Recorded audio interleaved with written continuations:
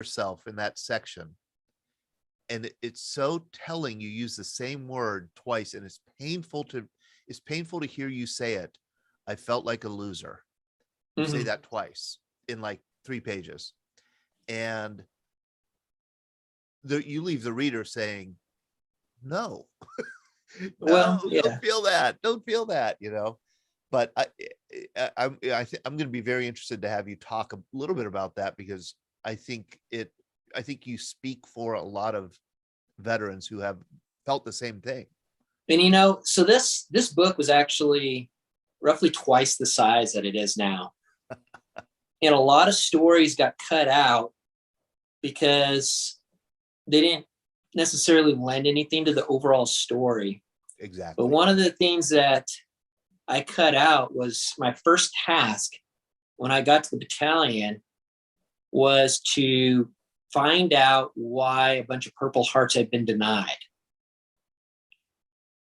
And I got my eyes opened to the wide nature of injuries. Yeah. And when you read the regulation for the Purple Heart, it requires a wounding from the enemy that requires medical treatment. So they have to do something. So they have to either debride the wound and then bandage it, or suture it up, or you have to be medevaced. But something has to be done by the medical staff. And we had one guy who got hit by an IED so hard that it smacked him against the side of his vehicle. And he was bruised from literally his toes to the top of his head, everything down the right side. But there was nothing they could do for him. So they didn't get a Purple Heart. I think we're just about ready to start letting people in. Let's go. Let's let people in. We're going to play the theme music. Here we go, Galen. All right.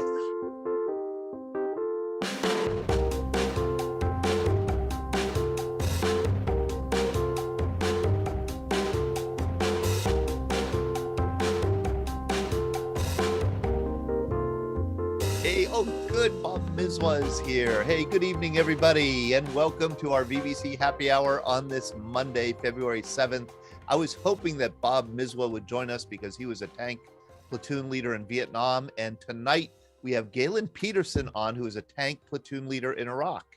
And sometimes, I've been around veterans enough to know that in not all cases, but in many cases, the stories that vets have to share are really love stories, and love for each other, love for their comrades. And sometimes veterans admit that they fell in love with equipment. And I think Galen Peterson fell in love with this right after he graduated West Point in, I think it was 2005, Galen? Yes, that is correct. 2005. And I loved how you opened the book with this wonderful, glorious piece of equipment, the M1A1 Abrams tank.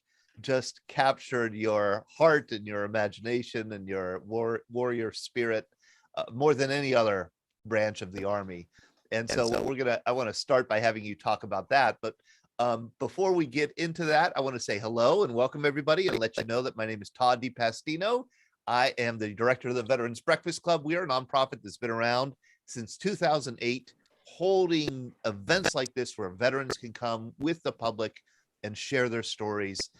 We've been doing these online since 2020 and gathering people from across the country, and it's been terrific having them join us, including Connor Ritchie. Connor, how are you? You're in Lafayette, Louisiana. How are you doing, sir? Very well. How are you? Are you still 16 years old? So I call you a 16-year-old, but I've been calling you 16 for a couple years now. 17. 17. Okay, good. 17-year-old Connor Ritchie is one of our younger members who joins us. He makes it a habit, makes it a practice, I should say, to look up, contact aging World War II veterans, getting their stories, interviewing them, over the phone. And have you made any contacts with World War II veterans lately, Connor? Recently, I just spoke with Gail Haverson, who's 101 years of age. Oh, Gail Haverson. Gail, Halverson. If you don't know who he is truly an American hero. Scott Yes. Masters, have you had him on with your students, Gail Halverson? Yep, we had him on last year. Okay, good. Because I mean, this man is truly an American hero. He was a pilot, flew in World War II, but he also flew in the Berlin airlift, and he became famous for being the candy bomber. He dropped as he went into Tempelhof Airport in West Berlin, dropped candy for the kids who were starving and or certainly very hungry in West Berlin. And it was single-handedly probably the greatest foreign policy coup that anybody has ever accomplished. He got called in by his commander. He thought for sure he was going to get chewed out for doing it.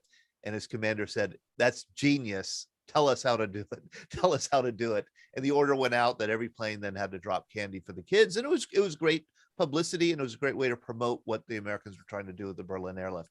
So Connor, you talked to Gail, huh? Yes, I did, and I had a great, awesome conversation with Colonel Halverson. That's all that information is true. In World War II, he was trained to be a fighter pilot, and then he was chosen to be as a transporter pilot and for the C-54s. And then he went into Berlin airlift as the same aircraft. Basically, his job was to drop candy for the starving Berlin children, so they don't starve to death. Right. And he's truly an American hero for doing that. And he almost got court-martialed by General Tunner, who is the overall commander of that airlift. And he almost got chewed out by him, but they said it was a good idea. So he kept on doing it. The reason why he only got chewed out is because he did that without permission and almost hit the cameraman. And then his Air Force career went on, commanding several assignments. And one assignment he had was he was Deputy Chief of Staff of the space program, sending Air Force guys to space under General Shriver. And he went to Tempelhof as the commander of the base there at Tempelhof in 1970 under General Jones. You've heard the name General Jones? Yes. General Jones, four-star general, had been the chairman of the Joint Chiefs of Staff while he was commanding.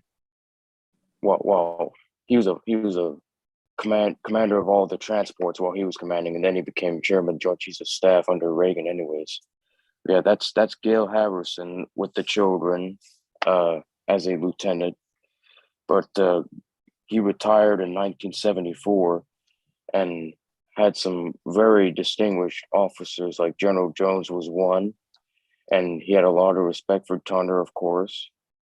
And so is General Cassidy and General Lowell.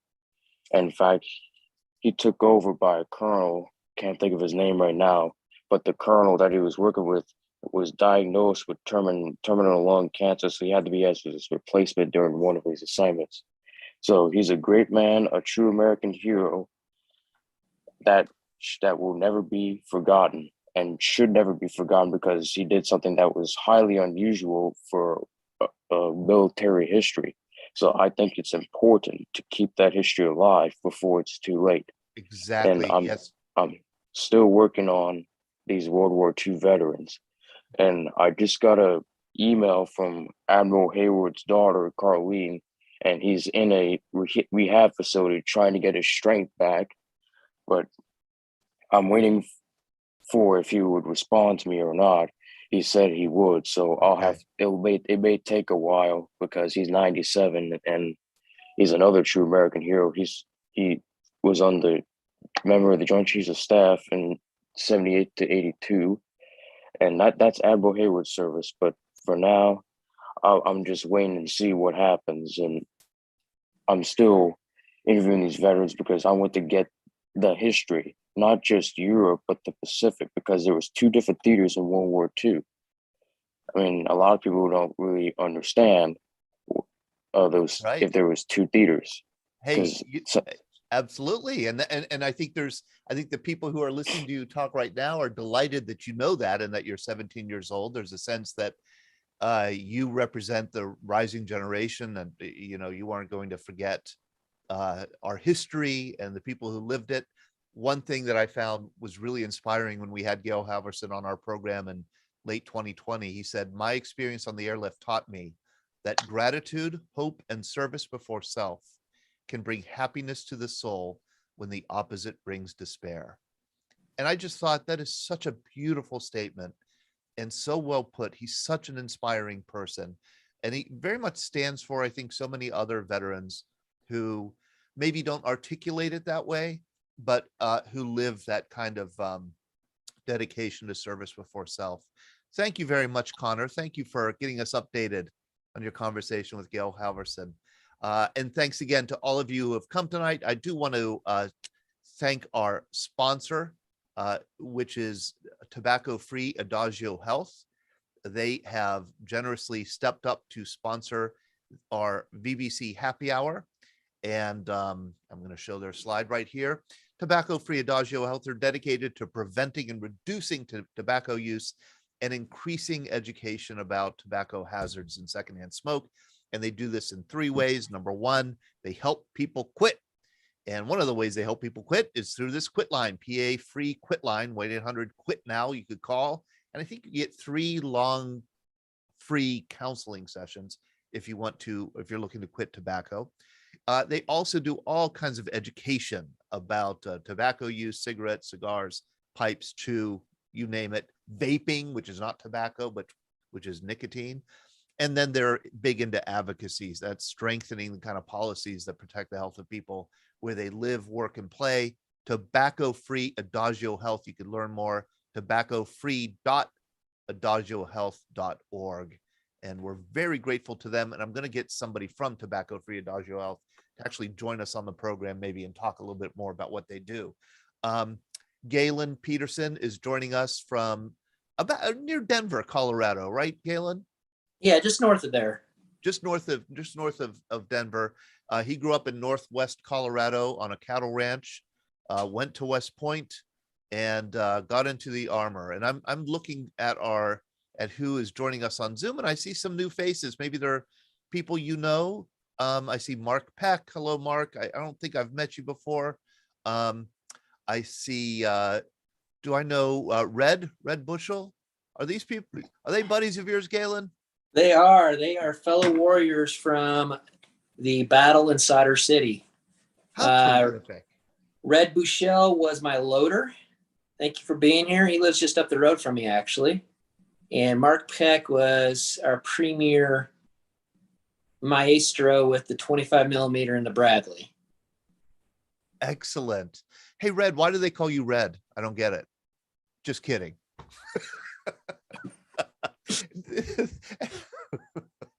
You're muted, but I've got to say, this is a wonderful book, and I will admit I have not finished it yet. I'm about 2/3 through, and I think probably right coming up, you get the feeling that you're coming up against the most harrowing part, the real, the hard months during the uprisings in Sauder City, the insurgency in Sauder City in 2008.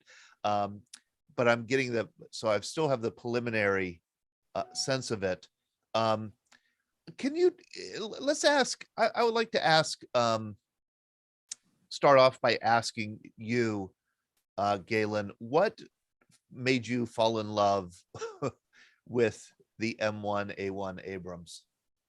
You know, it's really hard to compare the sheer firepower that exudes from this thing. I mean, if you think about it, it's a 120 millimeter wide bore cannon. So that's 4.7 inches. And when that fires a sabot round, it goes downrange at a mile a second. A mile a second. And the sabot dart's going to penetrate just about anything known to man. And it's just so cool to see that. But when you're inside the tank, when you fire, it's not that giant fireball that you see on the picture. Inside the tank, the breech snaps back 18 inches and it's clink, clink, clink. And it's super cool.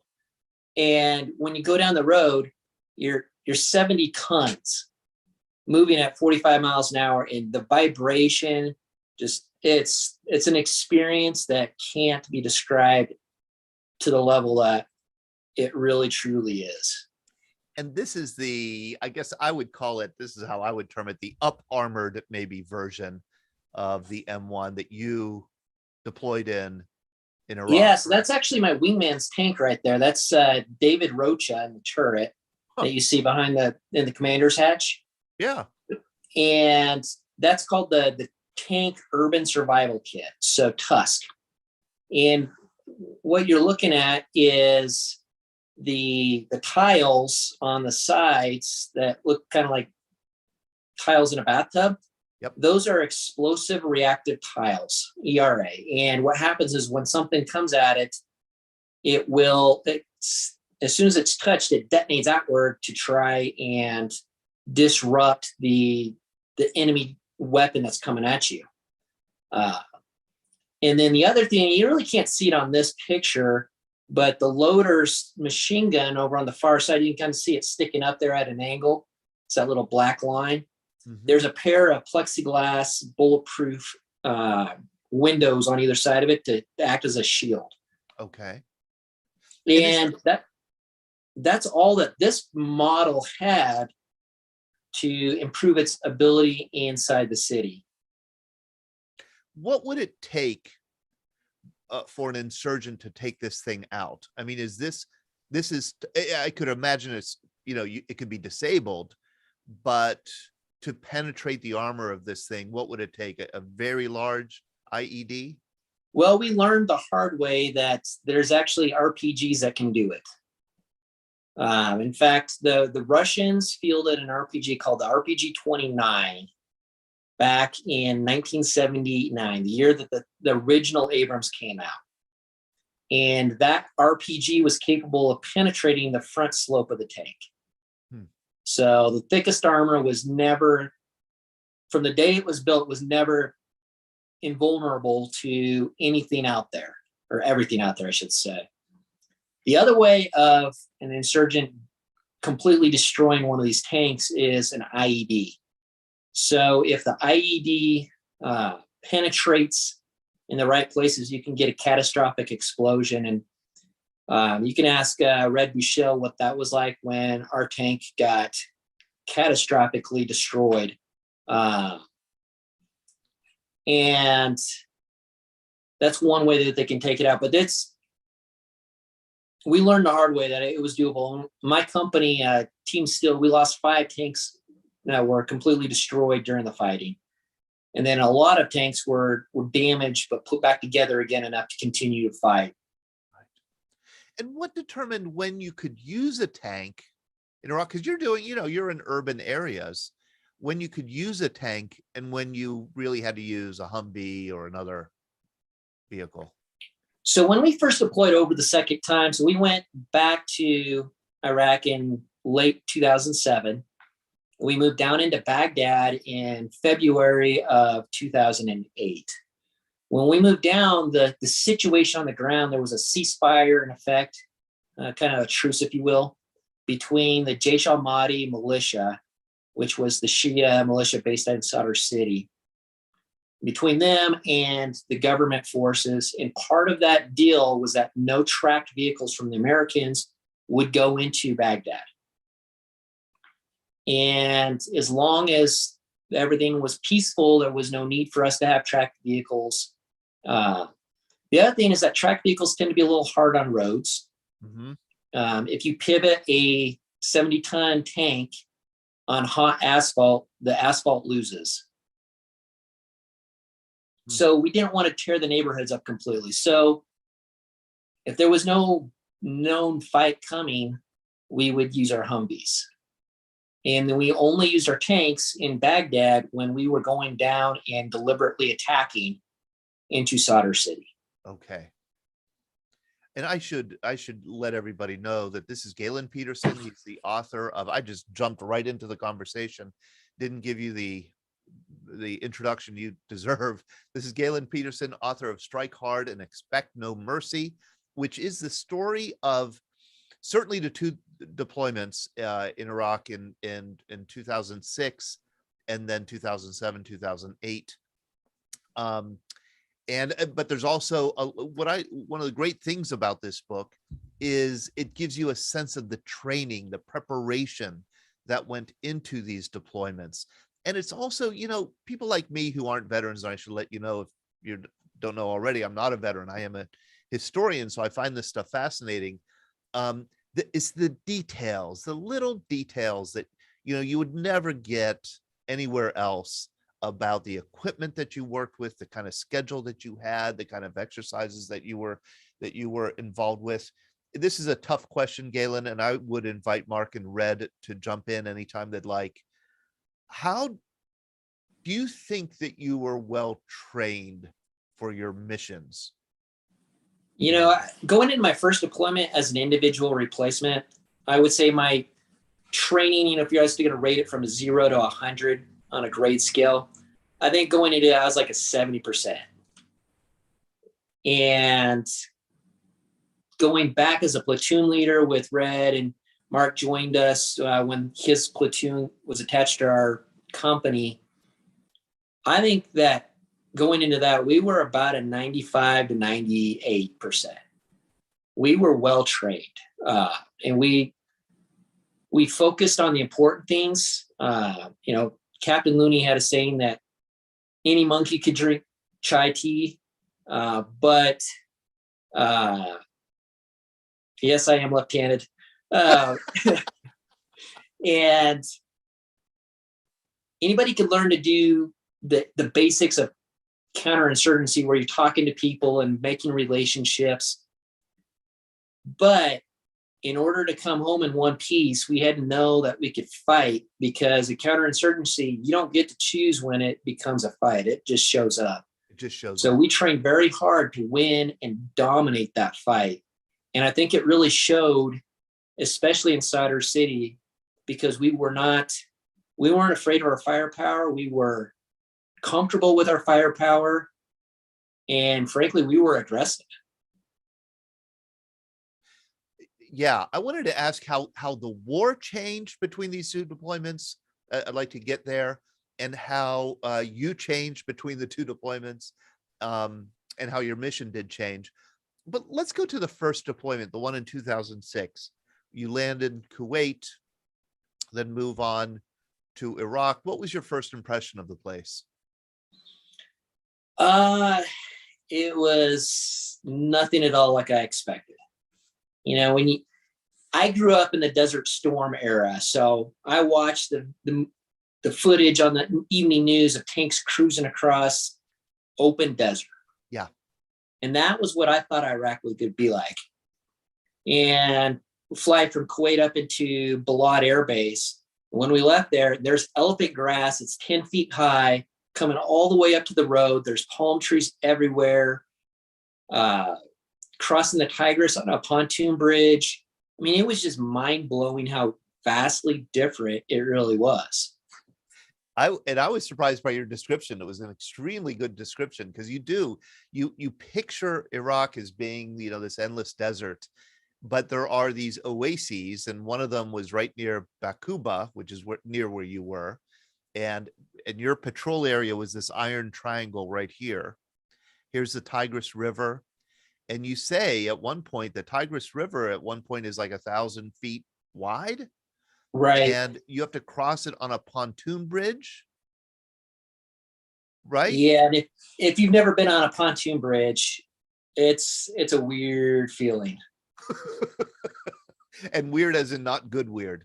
Weird right. As in, weird as in I think I'm about to throw up, because this is not cool. Yeah. It's a rocking motion. It's there. The tolerances on either side aren't too great. So you get the sense that one false move in the steering wheel and you could go into the water. And if you do, you're not getting out. So it's just kind of getting to your fob, and your fob was Fob Warhorse. Mm-hmm.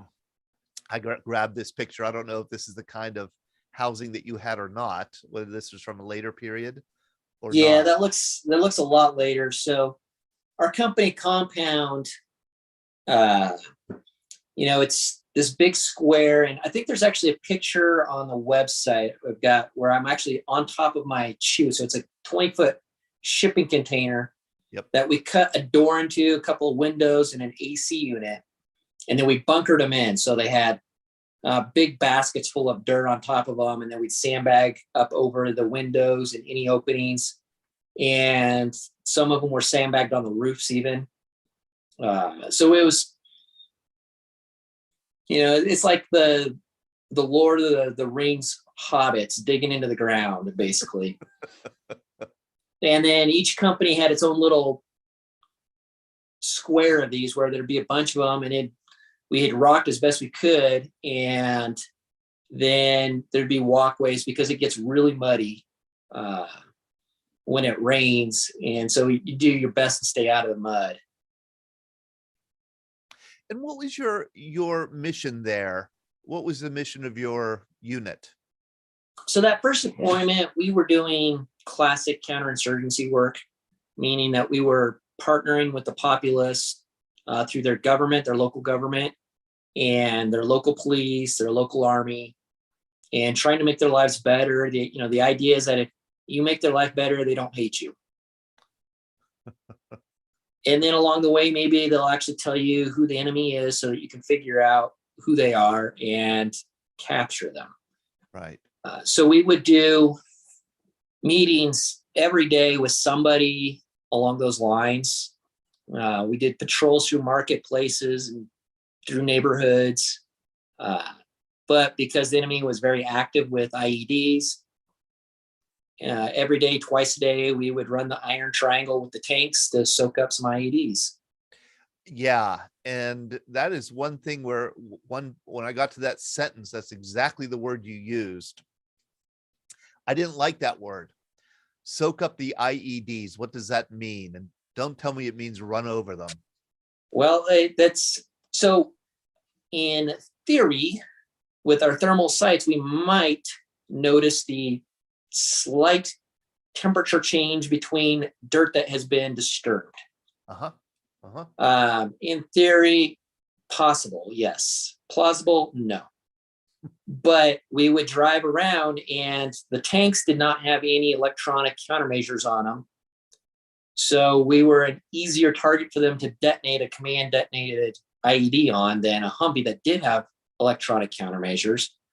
But we were tougher, so that if they blew an IED on us, less likely for injury, less likely for damage.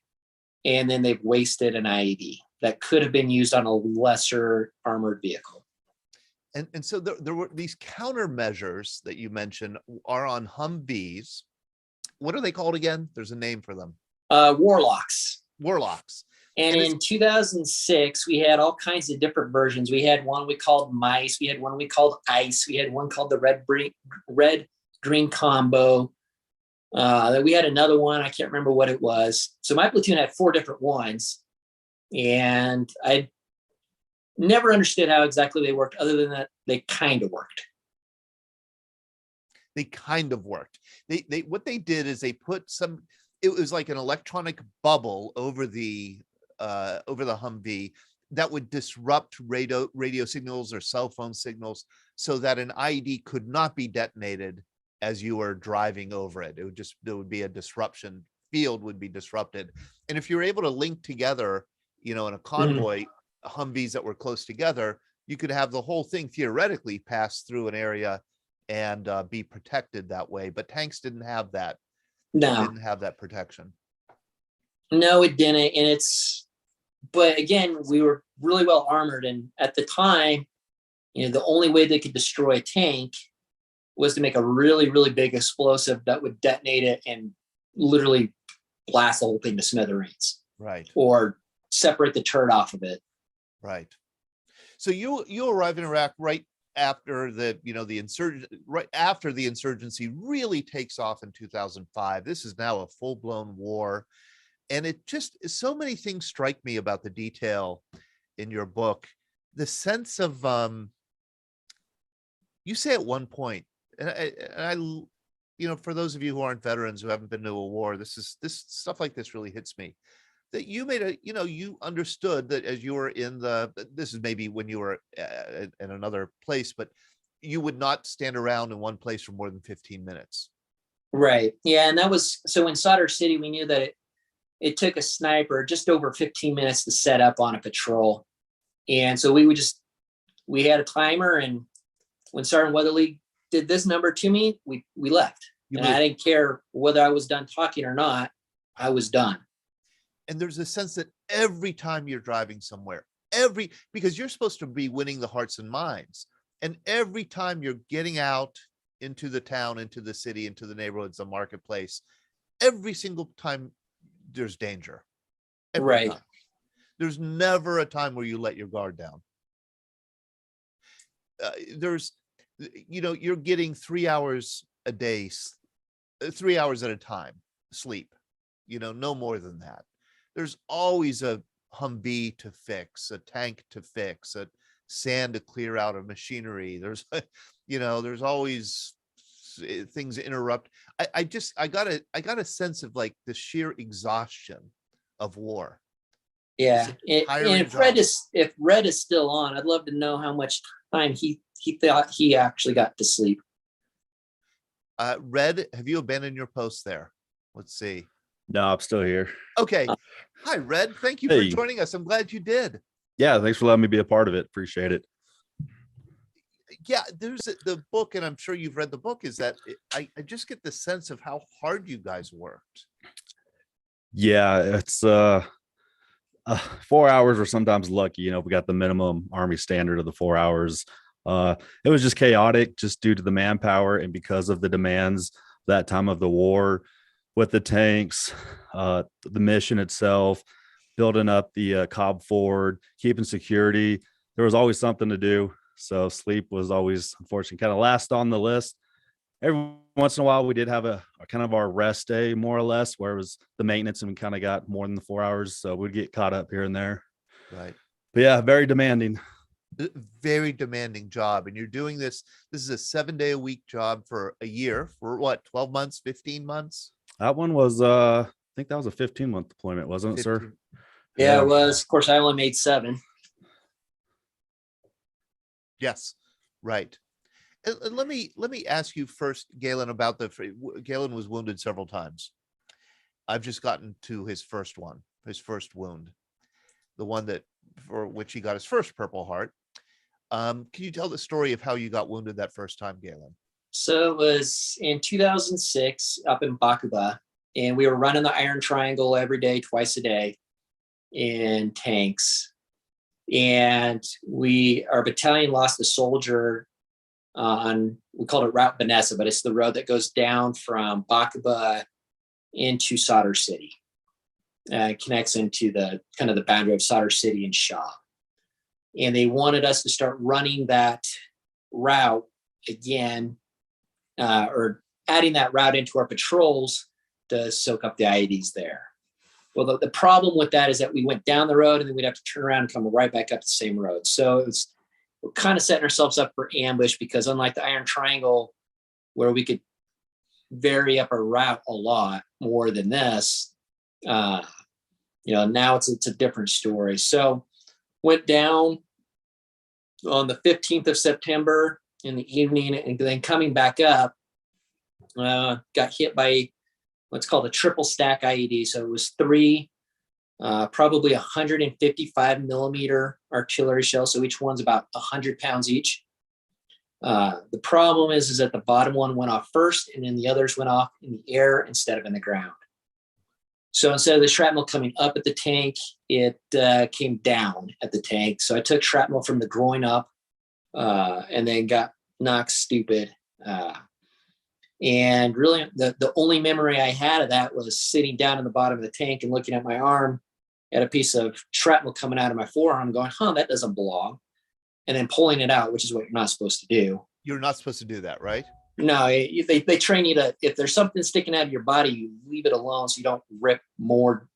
And I yanked it out, and that I thought I was, that I picked up my duties as platoon leader and continuing giving directions, but in reality, I didn't do any of that. So we went to the aid station, ended up getting medevaced to Landstuhl, Germany, for further medical treatment on all that. And then I came back into theater, but I wasn't capable of patrolling still. I couldn't wear my body armor, couldn't wear my helmet, and wasn't really supposed to get hit again for a while, and was doing therapy in theater while I called it throwing darts at the command post. And I got to say, Galen, that's an excruciating part of the book. And it's not your wounds. It's not your physical wounds that are excruciating to read about. It's how you're responding to being wounded. You felt like you had somehow failed your men, that you had somehow, were a loser. You used that word twice. I felt like a loser, like I got taken out of the game for a piddly reason. And you just felt awful about it. Yeah. And I felt terrible about it because in my eyes, it was a flesh wound. It was really insignificant. I mean, yeah, the head injury was a little different, but there's no visible wounds to really justify not doing anything. And, I'm back in country and I'm about as worthless as I can be to the unit because they need an officer who can go do officer things, not somebody who can sit in the command post and watch the guys who've already got it under control do their thing. And even when I was taking on some of the administrative duties that needed to be done, like inventories, it just wasn't the same because the guys are still going out into the valley of death every day. And the best I can do is listen to them on the radio. Yeah. You felt like you were a bench warmer.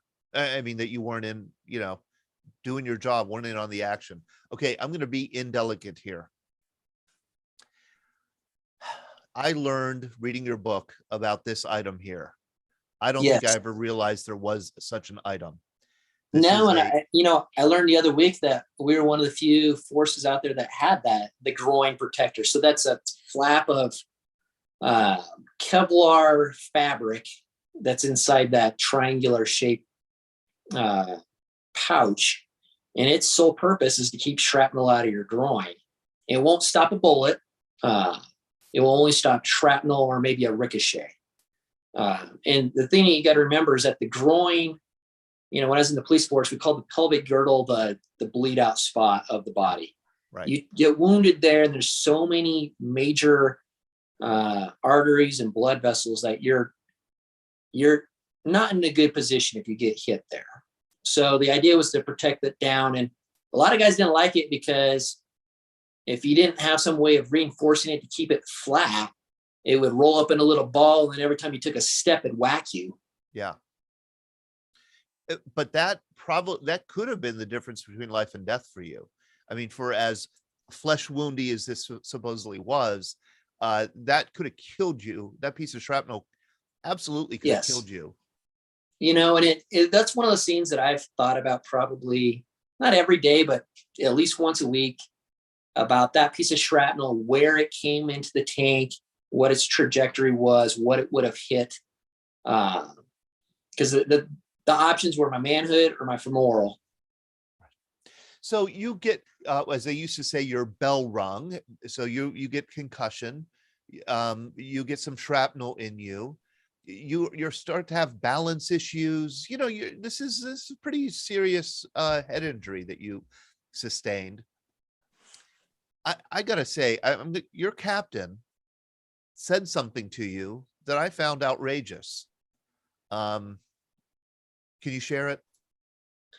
Yeah, and I understand what he was trying to say and what he was probably trying to convey. I'm going to lay out a little bit of background on this before we dive into it. But, you've got a company and the average age is about 19 years old. And at 19, you're invincible. You think you can do anything. You're fearless because nothing's ever going to happen to you, especially in a war where, really the casualty rate is not that high every day. So you want to retain that sense of invulnerability, especially as a tanker. So after I returned to the company and I was still not really useful, not going out on patrols, and he pulled me out of the command post one night, and he told me that he had talked with the tank crew. And this is, I got to say, it was not Red and Nick Monks and Eddie. This was a different tank crew in a different platoon even. So he talked with the tank crew to find out what had happened. And they had told him I'd been out of the hatch. And so therefore, company commander thought it was my fault that I had gotten wounded because I'd been up out of the tank. And I'm sorry to interrupt, but that you would have been like in this position here. Right. I think that's what he thought, Okay. And that's inside our compound at Cop 4. You can even see the cute little guide on in front of the tank that you see above my head. Yeah. I think that's what he's envisioning. Whereas in reality, I'm more like hiding as low as I can go because I'm terrified of getting hit. So I was pretty upset by So in this. other words, because he says, "Hey, this was your fault." Right. Yeah. And, to me, it wasn't my fault. I had not done anything stupid. The enemy gets a vote. But he asked me, or I should say, he told me that I was not to talk about it at all around the company. And so I didn't. Never brought it up again. And, I'd be curious if Red remembers me ever talking about being wounded. And then there was another, Red. No, I would say that's just one thing Galen Peterson never talked about. And I would say it's kind of more or less like a silent etho in the military, especially when you're deployed, not really talking about a lot of injuries. If you do, they're very hush, smoking cigarettes kind of conversations. Just seems to be the nature while you're out there being deployed to just not talk about it. But yeah, we never really seem to talk about it. It's the aftermath, and we don't have to get into all that. But once you get home, you start thinking about these things and the conversations and all that. So Yeah. Story for another day for sure. And, to make matters worse, than on the flight home, when you finally get, sent back home after a year, somebody comes up to you and says like, "Hey, all Purple Heart recipients get first class back home." And you're like, "No way, I am not doing that." Yeah. And so I was on the last flight for our brigade coming home. And that brigade flight had the brigade commander and some of the higher ranking people on his staff, and the battalion commander and the higher ranking people on that staff. And, I'm just a second lieutenant. I want nothing to do with them. I'd rather be with my guys. And a bunch of my platoon was on that flight. And I would rather hang out with people I know. But yeah, I didn't feel like I needed to be there. I didn't feel like I'd earned it. Galen, or I'm sorry, let's see here. Scott Masters asks a good question. What is life like inside? Oh, no, I'm sorry. Rob asks. As you can see, I'm not coherent. What is life like inside the tank? How much room? How many occupants? Roles and responsibilities, etc. So, and again, if you want some more information on this too, the website's got a fairly decent breakdown of what the platoon looks like. So within the tank, and we're going to use this one that's on the screen right now, you've got the tank commander's the guy you see standing up out of that hatch. So that's the commander's hatch. And to put it interior in perspective, so everything behind him, that's the ammunition storage across the whole turret back. And then you can see how there's like a little doghouse. It's flat roofed right in front of David right there. And that's the gunner stack. So the gunner is sitting at the tank commander's knees. And the gunner space is pretty cramped. We had some big gunners. I'm sure Red remembers Lou Fowle, this giant Pacific Islander. He was just massive. Kind of like the character in Moana. The Rock, or yeah. Maui, yeah. So it was giant of a man, and he would squeeze in there. He could fit, but it was tight. And then the commander space is not all that big, just enough room. If I sat, my knees would be pressing against Sergeant Edwin Bush, and then Bushell would be in the loader side. And the loader's got a lot more room because he's pulling rounds out of the ready rack, the ammunition storage, and then he's got to flip it because it's coming out backwards from what it's got to be to go into the breech. So he's got to have enough room to flip it around and do that. And he's got to have room to work on the tank cannon and the coax ammunition. So he's got some space. And he's got this itty bitty, he's got a seat that's like this big that he sits on. Not very comfortable, and but at least he's got some leg room, we'll put it that way. Is there air conditioning? Kinda. We'll get to that. And then we've got one more person in the tank, and he's kind of the odd man out because he's not in the turret. He's isolated from the turret down in the driver's hole. And the driver is actually laying down, kind of about an angle like this. And in the M1, he's got a bicycle handlebar looking thing. So it's like a motorcycle with the throttles on the handlebars. He's got a giant brake pedal. He can get into the turret if you flip the turret around to the back. There's a way to climb through. But other than that, he's kind of on his own and isolated. So the tank as a whole is air conditioned to about 90 degrees. Oh, beautiful. When it's hot out. And then the reasoning is the computers will malfunction if they get too hot. And then the chemical filtration system has a little bit of air conditioning in it just through the nature of how it purifies the air. So sometimes we would stick the hose from that into our coveralls to cool down a little bit. If the tank is buttoned up, it's fairly comfortable temperature wise. If you have it opened up, it gets real hot, or if you're shooting a lot, it gets real hot. Bob Mizwa, does that sound about how your tank configuration was in Vietnam? It was the same, Gunner was low, he was to the right front, loader was on the left. Same What thing. kind of a tank? What kind what's of a that? tank? We had M48 A3s, and naturally for the driver to get out, you had to spin that turret around for him to. There you go. Yeah, that was we had a 90 millimeter gun on it. Did you have air conditioning? Yeah, if you were moving. And none of the heaters worked in any of the tanks. So, even though we were in Vietnam, up in Northern Icor, one time it dropped down to like 38 degrees, that was not warm. And that was a problem with steel. It was always cold. Always cold.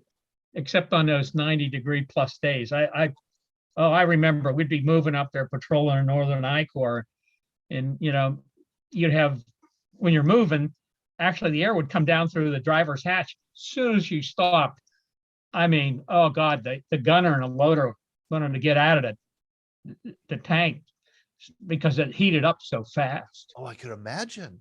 And God, how long I've never sweated, yeah, as much as in my entire life. At least, half my body was sticking out of the turret. Oh, yeah. So how long would you spend at one time in one of these tanks? I mean, hours, 8 hours, 6 hours, or it seems like you wouldn't be able to handle that. Well, what was nice is in the evening and the night, things got more bearable because you had NDP, and it's crazy because tankers in Vietnam, it was like, oh God, you had your little home with you. I mean, we, on the back of our tank, we, on the bustle rack, we added the ammunition containers from the twin 40s, and they were waterproof. We could store stuff in them, and they dangled on. And it was like, God, you didn't want to take a tanker off his tank. It was like, you can't do this to me. I remember when they sent us out they said, hey, you tankers gonna have to go out on night ambush, and oh my God, that went over like the proverbial lead balloon. You do not take a tanker out of, I I remember they crawled over him, like, oh boy, it's like the turtle without his shell. Yeah. It was just like security blanket, though like an RPG-7 could, if it hit right, could penetrate, put a hole through it, Or Yeah. if one of those 152 millimeter Soviet artillery pieces that the North Vietnamese that were constantly shooting at us hit you directly, it would ring your bell pretty good. Bob, do you have any questions for Galen or Red here, who served, did what you did, but a couple generations later? Yeah, I'm envious because I didn't get to get in an M1 because I trained on the M60A1 and A2 at Fort Knox. They briefly showed us an M48. I get to Vietnam, they give us an M48. But after reading the specs on the M1, A1, and A2, it's like, damn, I'd like to take one out for a spin. And those, are they still the main tank that the U.S. Army uses? Because they've been around for 40 plus years. They are M1. still. We're now on the M1 A2 V3. Yeah. Wow. Yeah, the thing that got me is, geez, the gyro stabilized gun tube. Holy moly. We had to be stationary to fire. You guys got to fire on the go. I mean, it's like, would have loved to have a gyro stabilized main gun on mine. We had to stop, and so the damn thing wasn't bouncing all around to fire. Hey, Just shows you the advance in technology, no computers. Forget about computers, it was mainly manual. Right. And no laser, I imagine. Like there was a laser No guide. laser. Yeah, we had the coaxial, the rangefinder, but the only one that worked was I had one tank. My tank commander was actually from Yugoslavia, and what happened, they sent up a tank from down south. It was the former battalion commander saying, oh God, that thing was pristine. Everybody expected me to take it, and I gave it to the NCO. I said, he gets it because his original tank was a piece of crap. I don't know how the hell he kept that thing running. It was the only one that the rangefinder worked, and it paid off one time when we were at Long Vay because the North Vietnamese started firing out of the caves on Big Candy Rock Mountain. So he was able to get around in one of the caves on 3 shots at 3,000 meters, which was pretty good for a 90 millimeter back then. That stopped them from shooting at us. Hey, I see Sue Watson. Hello, Sue. How are you? I want to make sure, just in case you have to hop off, if you have anything to announce about veterans helping veterans in Homestead. I just saw, I want to say this. I saw Sue on Saturday. It was very good to see her, although the circumstance wasn't great. It was a memorial gathering for your mother, who passed away at age 93. But I got to see your father for the first time in 2 years. And many of you who come on our program know Jack Watson at Iwo Jima Marine, one of the most soulful, wonderful people I've ever met, with a harrowing story, a great human being. And it was just like coming home to see him again, Sue. So Yeah. Thank you for letting me know about that event. Thank you for being there. Thank you for being there. Yeah, we're veterans helping veterans. We're there. Ken just said he missed us. Wednesday through Friday, open doors, always have coffee on. And we now have, the VA is there 2 days a month. So the first Wednesday and the third Thursday. So we try to confuse it as much as possible, but they will help anybody with any benefits on site.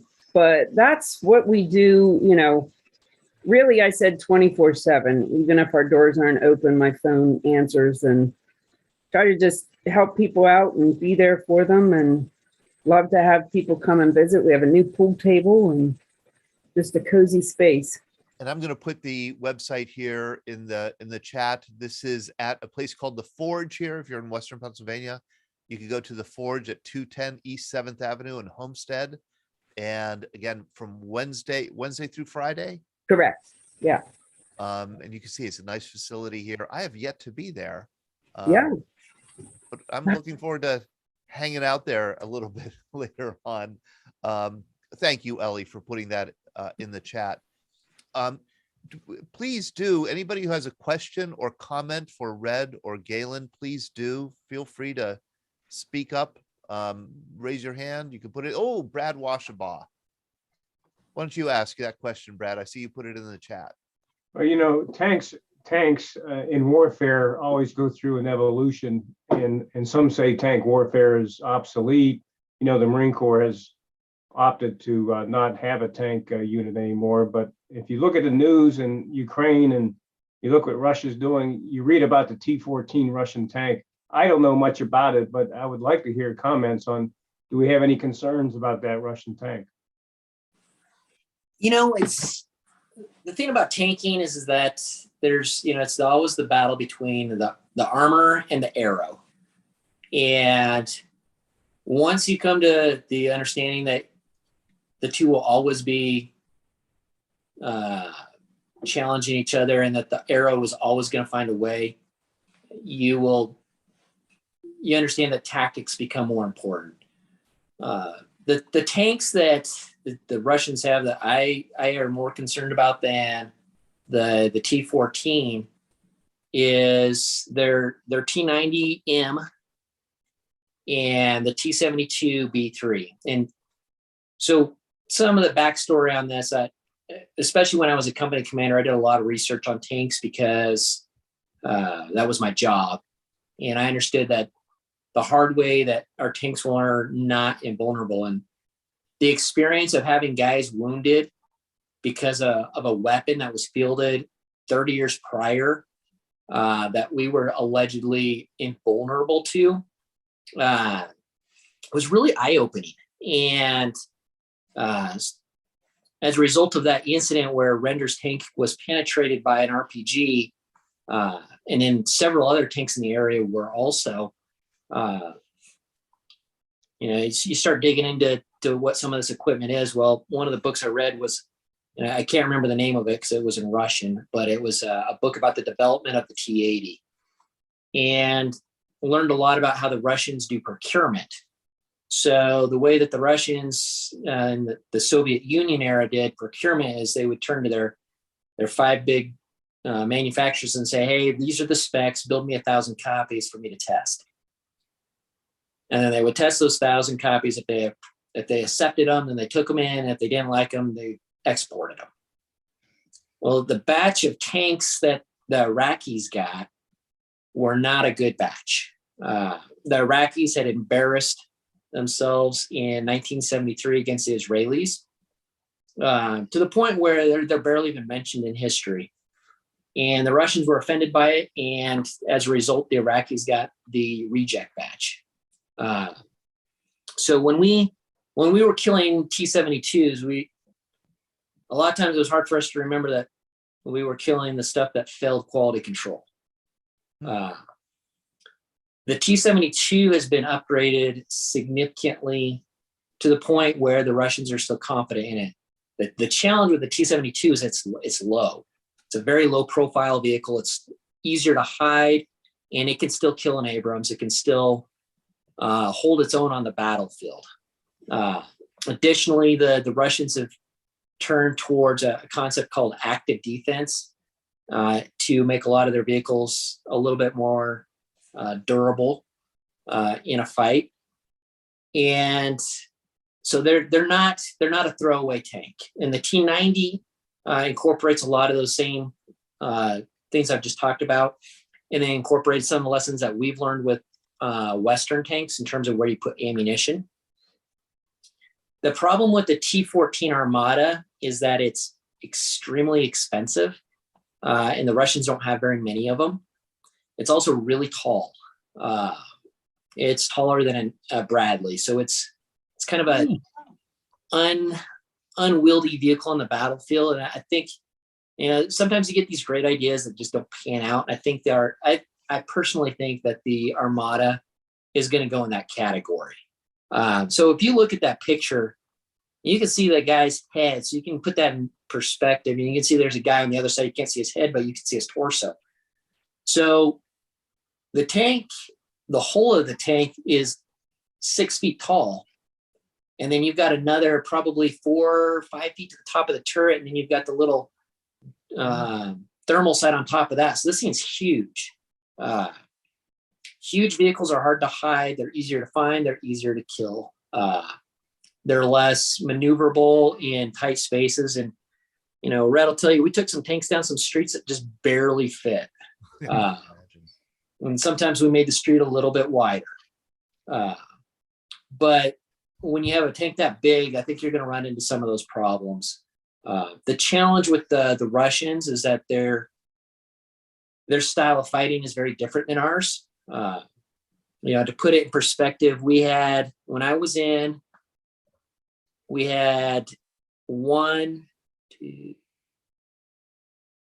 2 artillery pieces per company.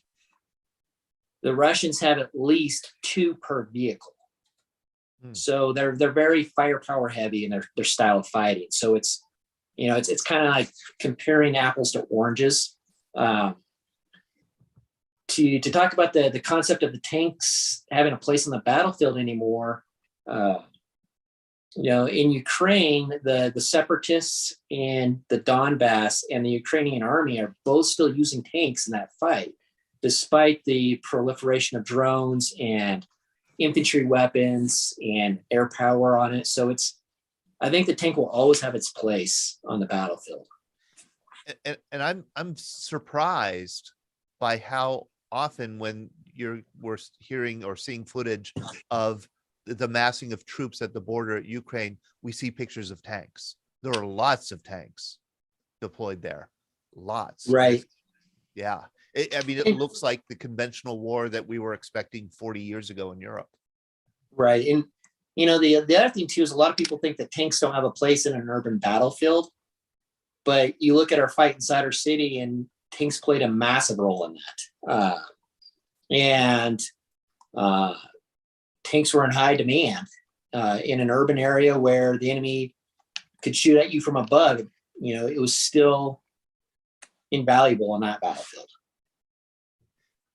You know, and you could tell everybody when Galen's talking, he knows what he's talking about. He went to West Point. He ain't no dummy. He grew up on a cattle ranch in Northwest Colorado. But I don't know the story, Galen, of how you ended up in West Point, how you ended up at the military academy. Was that something that you had always wanted? So I had wanted to go into a military academy and have a career in the military from the time I was, I don't know, maybe 8 or 9. And I come from a family that's got a very proud heritage and roots in service going back to pre-Civil War with my great X number of greats. Grandfather was an officer in the 6th Infantry Regiment and was actually wounded at Gettysburg.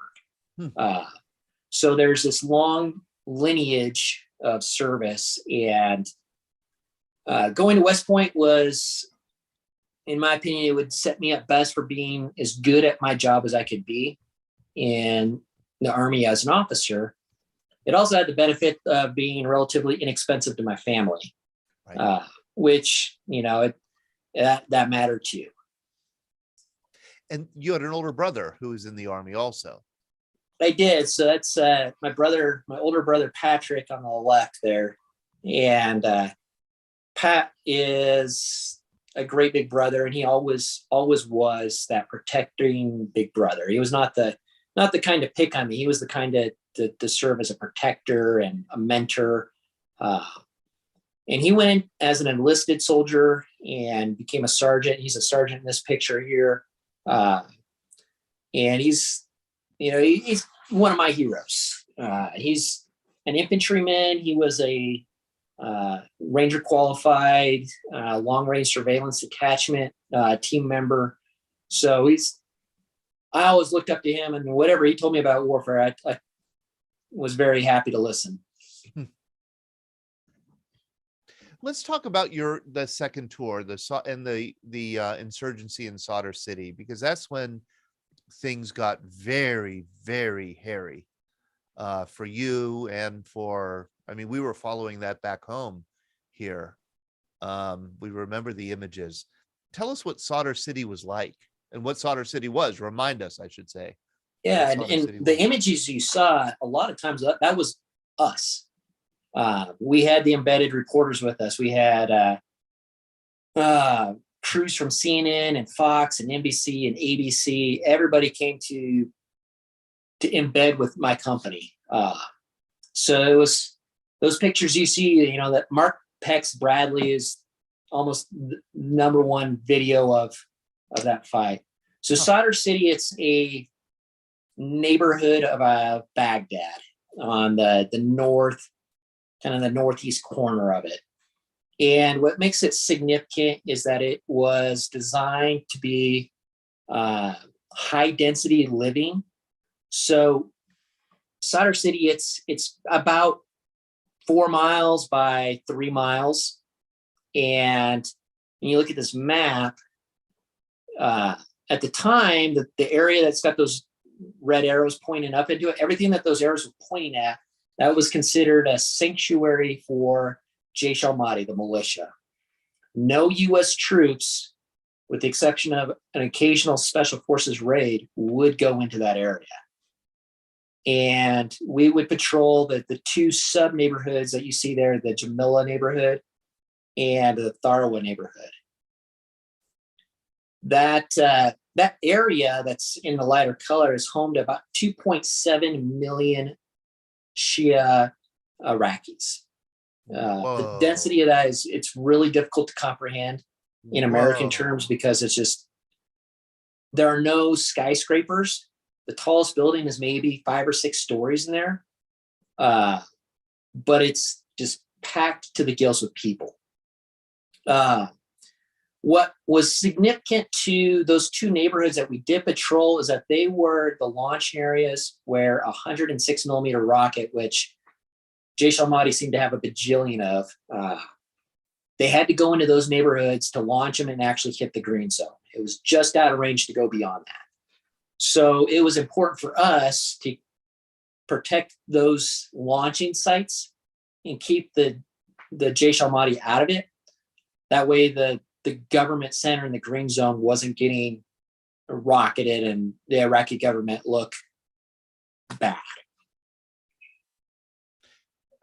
In the book, you reminded the reader, that the insurgency, the uprising there, started March 17th, St. Patrick's Day, 2008. What do you and Red remember of that time?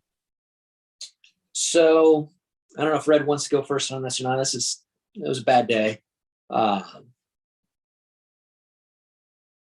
Even if he wants to talk about it. So on the 16th of March, we were going to get upgraded Humvees.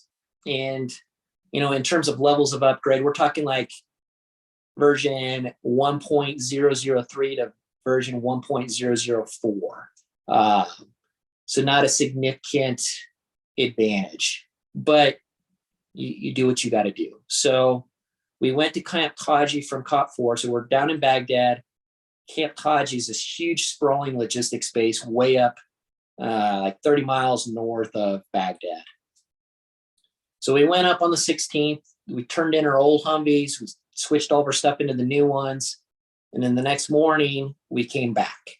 And then we'd go back into patrols that night.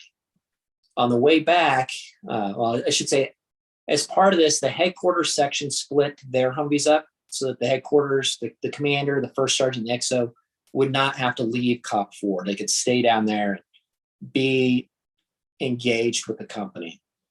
So we were getting Mike Elledge back to 3rd Platoon as a tank commander. So he came with us in the headquarters vehicle to get used to operating back with us again. So we had five Humvees that we went up. When we came back down, and we came down the fabled Route Tampa, south from Camp Taji, and we turned on a route called Pluto, which goes across to this huge bridge over the Tigris River where the amusement park is, and then that goes down on the split freeway that you saw on that map. And halfway across from Tampa to the river, we got hit by an IED. And the IEDs at this time were the kind that you don't survive. They were armor piercing and they would penetrate a tank. So a Humvee stood no chance, and it killed Mike Elledge and the gunner, Chris Simpson, instantly for both of them. And then the driver, Keith Hansen, was wounded in the face. And it was a bad day. And that was the beginning of the unrest starting to spill outward. And the official campaign, I think, began on the 23rd, but it was starting to simmer and boil over starting on the 17th. Red, do you care to share your memories of that time? I think Galen Peterson did a pretty good job covering it, and then there's obviously more details in the book. But thanks for asking. And it is a wonderful book. I should say the title again: "Strike Hard and Expect No Mercy." Ellie, if you haven't already, if you could put the link to Galen's site, Kohler Books, or the Amazon site where the book is sold. I highly recommend it. Extremely well written. How did your mission change when the uprising began in Sauder City? So it took us a while to really figure out what was going on and recognize it for what it was. So, we came back and we didn't get even the normal 24 hours of stand down. I think we made it 14 hours before we had to respond out to a marketplace that had been attacked. And then every day it was just something little, but starting to pick up. And then the Iraqi army began their official operation to clear Basra on the 23rd. And that was the official end of the ceasefire. On the 25th, Jaish al-Mahdi attacked out of Sadr City, and we were still Humvees only. And we got told, hey, the Iraqi checkpoint on Route Gold, which is Jamila Street, and they think they're going to get attacked. And so we loaded up real quickly, went out, not really expecting much, and because we were used to being told, oh yeah, we're going to get attacked, and then you go there and there's nothing. As soon as we turned on to Jamila Street, we knew that it was legit because there wasn't a car in sight. And this was the major thoroughfare out of Sauder City. As soon as we got to the checkpoint, the RPG started coming in, machine gun fire opened up. There was a technical truck. So a pickup truck with a gigantic machine gun on it was shooting at us from a long ways away with a machine gun that was big enough it could penetrate a Humvee. So it was the scope of the fighting had drastically changed. Right. And then we quickly won that fight, and they disappeared back into Sadr City.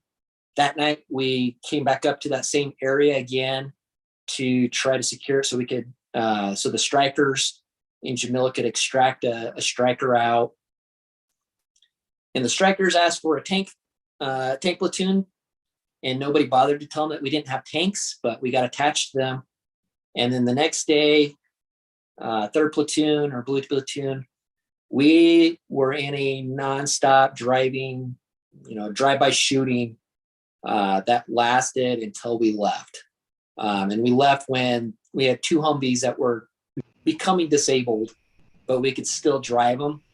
But it was just a matter of time before they would give up the ghost. So when I told the striker company commander, hey, we don't have tanks. I'm like, what? You don't?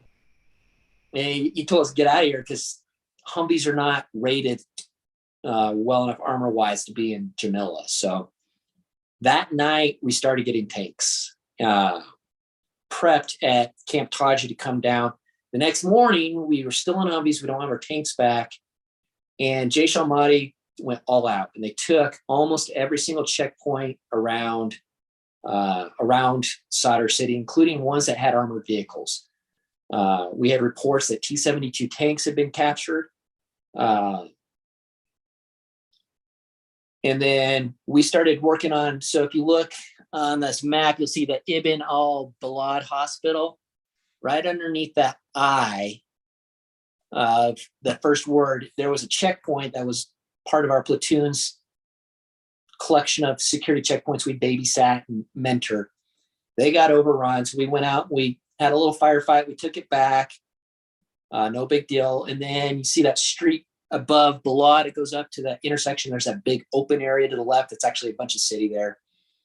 They got overrun, so we went up there, and we took it back, and then we could see down that street, Jamila Street, down towards Sadr City, and you can see the dark lines that come up to a point right underneath hospital.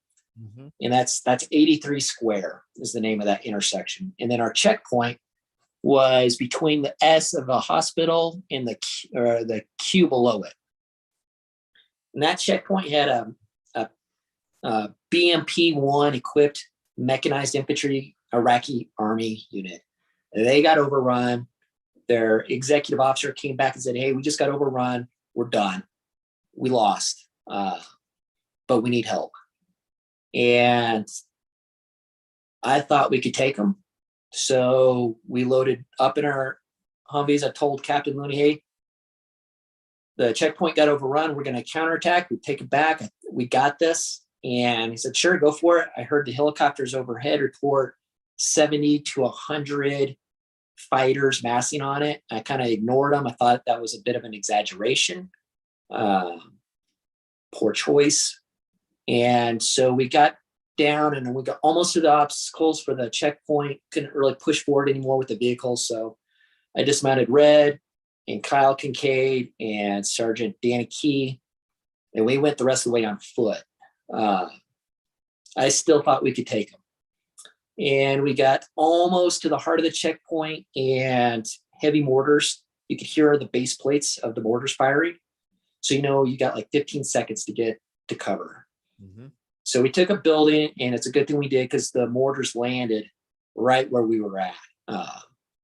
And that was my first cue. This unit actually knows what they're doing. This is an enemy force that is not what I've been dealing with in the past. Took the building and set up a hasty defensive position because we couldn't attack any farther. I could see into the checkpoint. I could see some Iraqi soldiers that were either dead or plain dead, some that were in hiding. All of their BMPs appeared to be disabled. Most of them were burning. Their Humvees were burning. I could see Jaish al-Mahdi fighters in the checkpoint, and we started engaging them from our building, knowing that we couldn't attack attack anymore. But we also couldn't pull back. We were pinned down and we couldn't see out to the right. So I went up on the roof so I could see out to the right to make sure we didn't get flanked. And the volume of fire we were taking was just, again, I was not comprehending when we did this what we were getting ourselves into. So our platoon, I got us pinned down for about 90 minutes until Danny Key made a great shot with an AT-4 rocket into a machine gun that was trying its hardest to kill me. And the Apaches got permission to start firing Hellfire missiles. And then when they did that, then one of the BMP crews stopped playing dead, and then they started engaging with their cannon. And that kind of turned the tide of that battle. What's BMP? It's Russian for infantry fighting vehicle. So it's this flat, low profile vehicle. It carries some guys in the back, and it's got a crew of 2. And it's got a cannon on it that shoots the same warhead as an RPG. Okay. And it's not particularly well armored, but if you're fighting against people with machine guns, you got this all day long. But if it gets hit by an RPG, it's gone. Like not a chance. So another platoon finally came to help us out, and then we were able to go back and refit. And that night we got our tanks. After that, we didn't touch the Humvees again for any fighting in Sadr City. And every day we would load up in the tanks, as many as we had operational, and we would attack into Sadr City. At first, all we were trying to do was just try to keep lines of communication to some U.S. forces inside Jamila by going down the streets, trying to protect them, protect their supply lines, and then have a presence at these fields that the Jaish al-Mahdi was still running their artillery trucks out, launching rockets, and then running back in to Sadr City. And we were not doing well. We were not winning the battle. We would get hit. Red and I both got hit during that time. Red, I think your Purple Heart's from the 30th, isn't it? Say again, from the Your Purple Heart, that's from the 30th, right? I don't recall. We talking about both times we got knocked out on top of each other on the tanks. Yeah, because I remember you were bleeding out of your ears on that one. Correct. That's why they call me Red, by the way. Some red stuff came out. So that one was like a tanker's worst nightmare. We were doing a reconnaissance in force. So we took 2 tanks and a Bradley, and we made little packages of these. We were going to push in to see how far we could make it into Sauder City, and we made it. I don't know, like 400 yards, not very far. And David Roach's tank threw track, which throwing track means the track came out of the wheels. Right. So it doesn't work very well. And he needed to be able to look at and see if he could fix it from inside the tank, a process we call walking the track back on, or whether we were in big trouble. So he needed to hop out of his tank to do it, and hopped out. And we moved our tank into position to protect him a little bit for it. And when we moved up, nothing happened at first. And then we got hit by an ID from both sides, and it penetrated down low, but the blast wave was just enough to knock Red and I both pretty good. And then we were missing a lot of our parts off of our tank. The road wheels had been, about half of them on the left side had been removed, but we were still able to move. And one of the great lessons I had learned in life was how to take a tank somewhere without track that works correctly. And so we limped our way home, and they fixed it, and we got back in the fight again. But so that was kind of the next phase of the fight, was just trying to keep those supply lines open. And it wasn't working. So then they decided we were going to make a wall of concrete barriers to prevent the artillery trucks from getting into Jamila. And initially we were going to do this at night only, so we could have technological superiority. And we would attack up with the engineers to clear the enemy IED minefield out of the way. We would attack up with the tanks. The support guys and engineers would come up, put the concrete barriers across the street, and we'd go home. And then the next night we'd do it again. And it was a brutal fight. It did not work well. And right where you see that S kind of in the middle of Sadr City, right above the Mohsin Mosque. So if you come down to the left and to the right with the mouse, you'll see that there's an arrow and an S in blue. So that street, we tried to go up it, and the Jaish al-Mahdi opened up the defenses on us like nothing we'd ever seen. We called it the night of the thermonuclear bomb. The engineers got hit. They took casualties, and Jay Weatherly took his tank up to literally be a block to protect the crew as they evacuated their wounded guys out. Taking RPGs and slinging 120 millimeter back at them, and somebody hit something that had a secondary explosion that sent a fireball up in the sky that was probably seen from almost 10 to 12 miles away.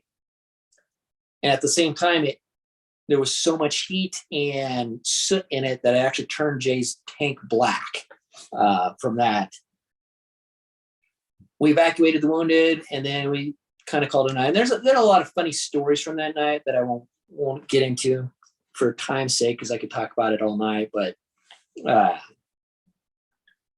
that was kind of the realization that this isn't going to work. And so then we moved to another phase of the fight where our battalion and another battalion kept a constant pressure, where we just kept moving the wall down the street from the far southeast end all the way to the northwest end.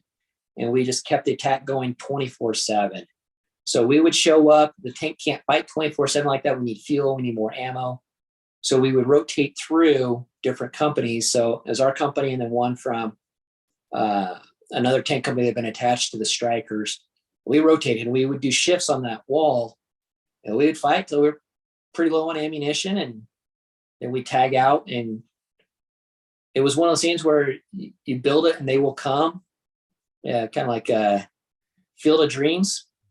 And we would show up and we would breach the enemy obstacles, attack into it, build our own obstacle through it. And the whole time, Jaish al-Mahdi fought us tooth and nails on it. And it was, the intensity of that fighting was something that was only seen in Fallujah and then during the invasion. Larry Kilmeyer asked, why did you have no air support? We had tons of air support. And so we had different layers of air support. We had high level jets that were flying, but they can't really drop bombs in a city very well. CNN doesn't like that. And it's hard to explain. We weren't even really able to get artillery into the city much, although we did get 2 artillery strikes. We had Apaches that would fly in direct coordination. They'd be on our radio channel, and they would talk to us, and they would put Hellfires in the things that they saw. And then we had drones above them. We had 2 different types of drones. We had drones that had Hellfire missiles on them, and they would engage things, and they wouldn't bother to tell us about it. Sometimes they'd forget where we were at relative to their target. And I think I got hit by an IED, but it's actually a Hellfire landing a couple houses away. And then we had other drones that didn't have weapons that would just try to keep an eye on where things were at. So we had a lot of air power, but in a city, it's a little harder to look at things from above and see what you're seeing. In fact, the hardest day we ever had on the wall is what we called that fight. We called it the wall. The hardest day we had, we found a bunker complex that had been built underneath the overhang of a building, so you couldn't see it from above. You couldn't see it from a drone or an airplane.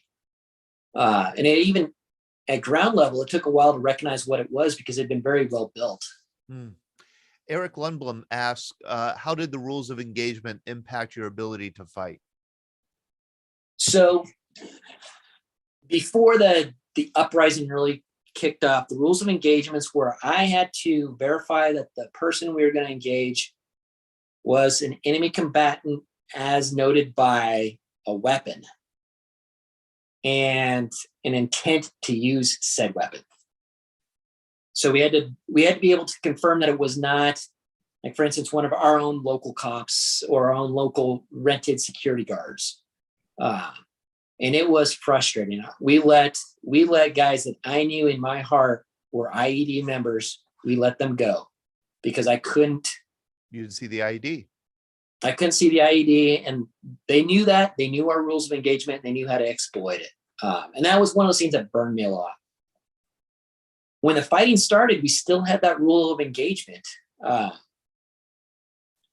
As the fighting continued, when we started getting ready to do that phase where we blocked off streets coming out of Sadr City, Jaish al-Mahdi put out an evacuation notice saying that anybody in this area needs to leave because we're going to fight. And then the Iraqi government didn't necessarily put out an official evacuation notice, but they said, hey, we're going to fight here and it's going to be dangerous. Be smart. Everybody left. And it got to the point where by probably April 5th or so, we knew that if you were there, you were the enemy. And we could kill you. And we started engaging people that they didn't have weapons because their weapon was a cell phone. They were spotters. They were the the observation post. So we would engage and kill them as long as we could figure out it was not a friendly, it was an enemy. The rules of go ahead. The rules of engagement were technically the same, but the battlefield had changed enough to where you were either us or you weren't. Mm-hmm. I see that we only have a few minutes left, and I want to let people know that you were eventually, after being wounded several times, were eventually wounded to the extent that you couldn't go back. You were evacuated. This is in June 2008. So you didn't make it through your 15-month deployment there. You're still struggling with those wounds, with many of which are neurological. I would imagine that given your mild TBI, that it would have been tough to write this book. Why did you write it? The book it started out as my daily journal, and that I kept during the time. And then on top of that, I had all of my sworn statements that I wrote to company award recommendations for my heroes in the platoon that stepped above and beyond. And then anytime somebody was wounded or killed, I had to write a statement to explain what happened. If they were killed, there'd be a formal investigation into it. And then if you lost equipment, there'd be a formal investigation into that. So you had to have all these statements. So I had all of that on my computer. And then I had all of my little green notebooks where we took notes on everything we ever did. And as a therapy project, I started converting it from all of that into telling the story. And that I started doing that in 2010, I think, 2011-ish. And then never intended to publish it until my mentor, General Fred Franks, convinced me to loan him a copy of it. And then he recommended that I publish it. And the point of publishing it is, one, I was in the company of absolute lions, and telling the story of the guys like Red needs to be told. They deserve it. The public also deserves to know what they've asked us to do, and to have an understanding that it's not just moving icons on the screen and calling it a day. At the same time, I think veterans need to be able to, I guess, have somebody else, verify their story, because a lot of veterans aren't going to talk about it. And then the final piece for me is it's a way for me to give back to the next generation. That when I was we were taught that Abrams was invulnerable to pretty much everything on the battlefield. And I learned the hard way it wasn't. Learned that weapons that were 30 years old could kill it and severely injure its members inside. I owe it to the next generation to pass those lessons on, so they're not learning it the hard way, because I don't know that the Army's leadership will tell them, because there's a lot of, you got to keep that in that mindset of invulnerability, so that you're willing to go do crazy, stupid things, and take risks that no sane person would ever do. There's a candor to your book and honesty that is very much appreciated by a historian like me, who wants to, learn the on the ground experience of war. It's an eye-opening book. How did it help you at all, having the book published and read by, say, your parents, who got to understand what your experience was like? It's eye-opening for them, and 90% of the stuff they had no idea about, for good reason. And even my wife, it's a daunting challenge to read it if you know the story from that perspective. And releasing it is, I don't know, it hasn't really changed anything for me necessarily. I hope that it goes to good use, that it's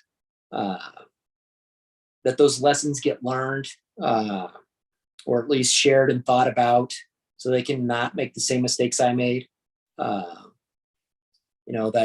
people have a better understanding of what's, for instance, what are we going to do about the situation in Europe? What is the situation actually? Because a lot of the people that bang the war drums the hardest have no skin in the fight, nor do they have any understanding of it. So it's, my goal is that it serves a purpose to teach, to give back. Sue Watson puts wonderfully in the chat, the public has a responsibility to know what you were asked to do. And that would go for the future. We, as citizens, we need to understand when we're asking men and women to go to war, what we're really asking of them, what we're really demanding of them. And, it's easy to say, oh, we should send some troops to war. But if you know one of those troops, it's a different story. There's skin in the game, and there's it's a real person behind those numbers. Galen and Red, thank you so much. And I see Natalie Kincaid is on, and I didn't connect Kincaid, I guess, to the Kincaid who is with you. Hey, Galen and Tex. Red.